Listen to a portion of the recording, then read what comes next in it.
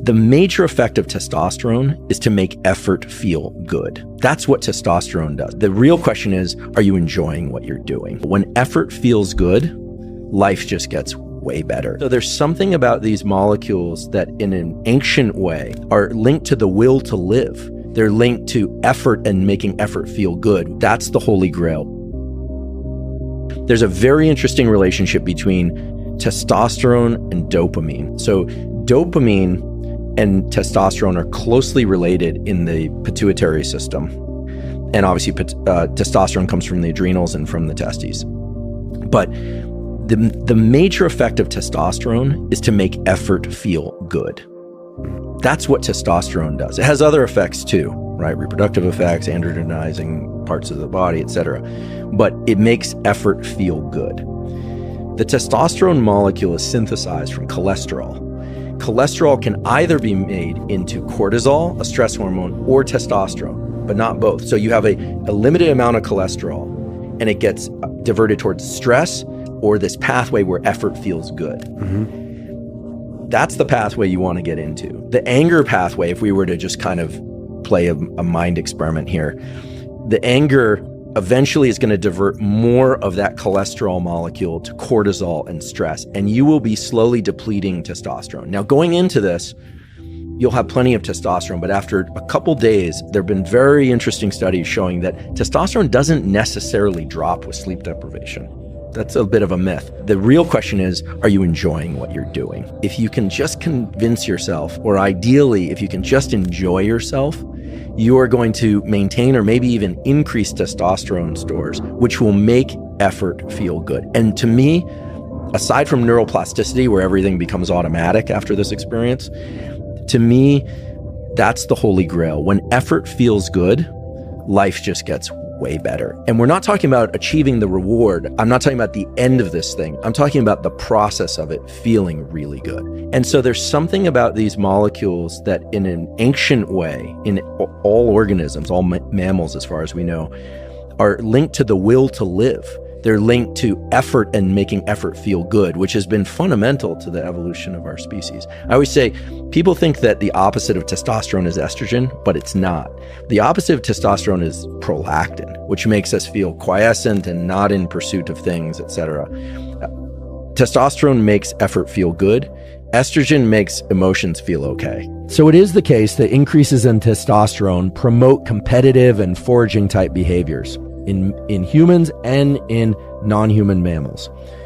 But it's also true that competition itself can increase androgens such as testosterone. And so we all know, because now we've been told a lot in the last decade or so, that getting proper sleep is important for all these aspects of health. Getting proper sleep can really offset all the reductions in testosterone and estrogen and reductions in fertility that occur if we don't get enough sleep. But seldom is it discussed how sleep actually adjusts things like testosterone and estrogen. So the simple version of this is getting your breathing right during the waking hours, meaning primarily, unless you're working out really hard or there's some other reason why you're maybe eating or speaking that you need to be breathing through your mouth, you should be a nose breather. There's really good evidence for that now.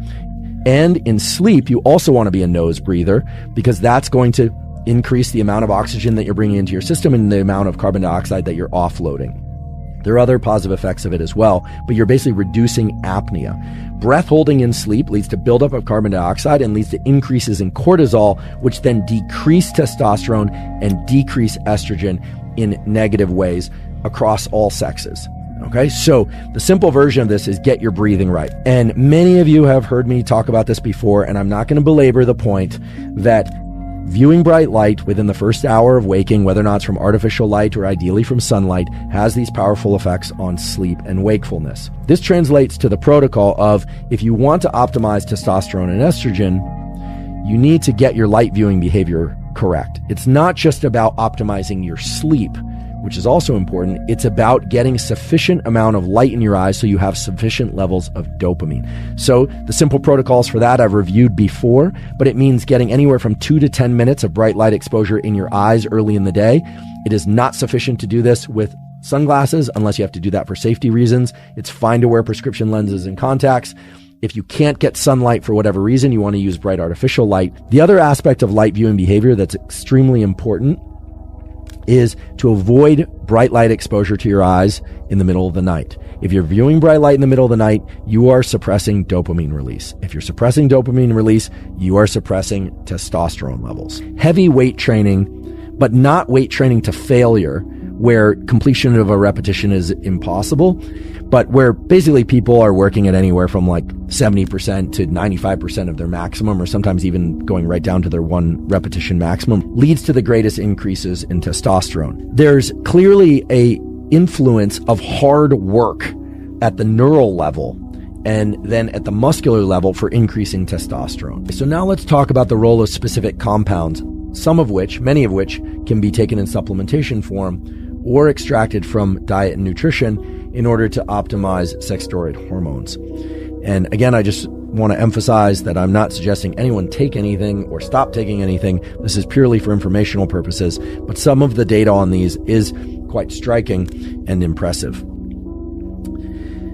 It's very clear that vitamin D, which is important for so many biological functions, including endocrine functions, zinc, magnesium, creatine. It's very clear that something about creatine, although the mechanism isn't exactly clear, either increases 5-alpha reductase or makes the testosterone molecule more susceptible to certain enzymatic reactions that leads to increases in DHT. DHT, dihydrotestosterone, it has this dramatic role in creating a kind of masculinization of the brain prenatally. It also defines the primary sex characteristic of the growth of the penis, etc. And beyond infancy and early childhood and later in life, it has powerful effects in creating balding, in beard growth, etc., and it has a much higher affinity for the androgen receptor than does testosterone. There are a few other things that can increase testosterone, in particular tonga ali, and another one which is very interesting. It's a Nigerian shrub called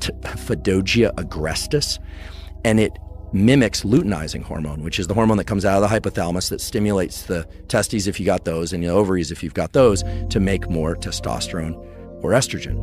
And so those two herbal supplements together can give a significant boost in free and active testosterone. So you said Tongat Ali can give you 100 to 200? Yeah, about that. But what does the other one give you? Phaedogia is usually taken at about 600 milligrams, and that can, the most dramatic effect I've ever seen was somebody who had his testosterone down in the low 2s, or I think it was like low 2s, and he got it up to the 700 range, but really? that's an outlier, right? Most people are going to see about a 300 to 400 point increase. And that's what the two of them synergistically Phaedogia will actually make the testes grow.